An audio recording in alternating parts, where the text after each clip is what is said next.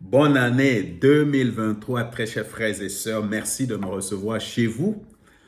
Nous sommes en train de partager sur ce que la parole de Dieu va faire pour vous ou pour toi cette année. Le plus important, nous devons recevoir une parole qui vient de la part de Dieu pour nous, inspirée par le Saint-Esprit. Cette parole a la puissance de créer quelque chose dans nos vies de nulle part. De nulle part. C'est vraiment de nulle part. Tu comprends? Supposons les médecins disent, tu ne vas pas enfanter parce que tel organe manque. Tu comprends?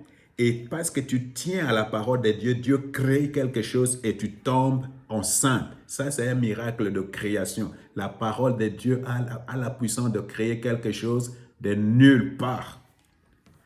Mais la même parole a aussi la puissance de nous soutenir. C'est-à-dire que tu as reçu un rhéma, quelque chose de la part de Dieu, mais la promesse n'est pas encore accomplie. Et Dieu te donne une parole pour te soutenir, pour t'encourager et arriver jusqu'à l'accomplissement de cette parole.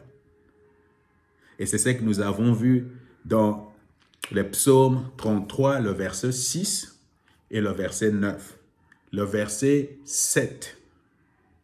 Et nous avons dit qu'il faut faire attention avec des proclamations et des déclarations et des prophéties qui ne sont pas inspirées par le Saint-Esprit. Ça conduit seulement à la frustration et au découragement. Et c'est ça que beaucoup de gens vont faire aujourd'hui ou demain, surtout la nuit du 31 au 1er. Ce sont des déclarations tellement sentimentales, charnelles, qui n'ont aucune puissance et qui ne vont rien produire. Mais toi, tu dois aller chez Dieu et lui demander quel est ton plan pour 2023. Donne-moi une parole pour 2023.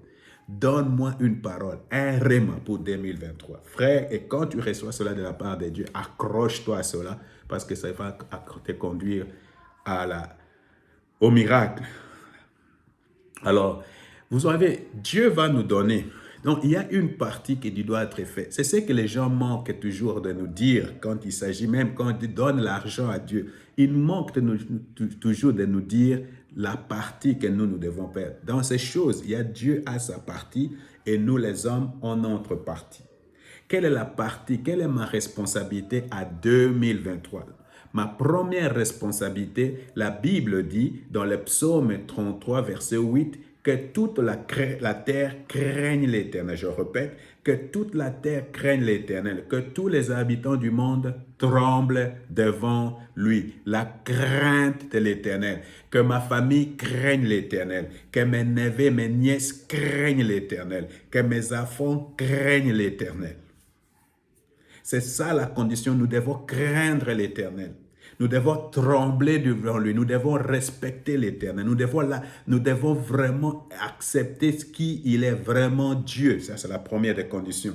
Ok, il y a un parti à Kinshasa qui dit Dieu, les peuples d'abord. Je vous dis, si tu crains l'Éternel, tu vas toujours dire Dieu d'abord. Tout ce que je veux faire, c'est d'abord Dieu.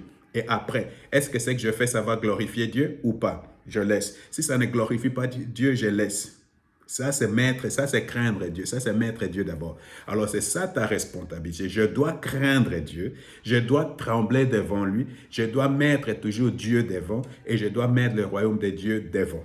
Voilà, ça, c'est craindre l'Éternel. Une autre chose que toi, tu peux faire cette année, tu dois trouver les plans de Dieu. Tu dois être dans les plans de Dieu, l'agenda de Dieu, les intentions de Dieu. Mais où est-ce que je peux trouver les intentions de Dieu? Les intentions de Dieu sont dans sa parole. Et cette parole doit être inspirée par le Saint-Esprit.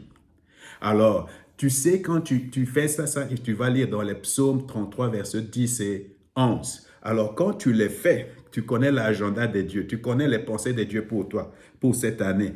Tu t'accroches à ces pensées-là ou à ces pensées que tu vas recevoir du Saint-Esprit. Tu vas expérimenter la gloire de Dieu. Alors, Dieu assure que quand tu prends mon agenda, peu importe l'opposition contre toi, peu importe les plans contre toi, peu importe la stratégie du diable contre toi, frère, cette année, ça ne va pas réussir.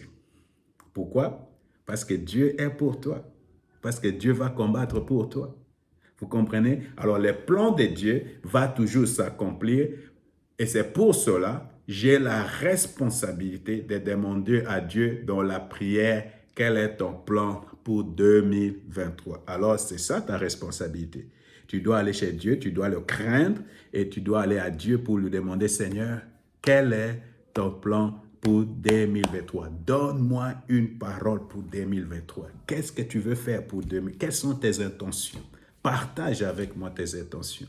Alors, quand tu vas le faire et que tu le reçois, accroche-toi à cela.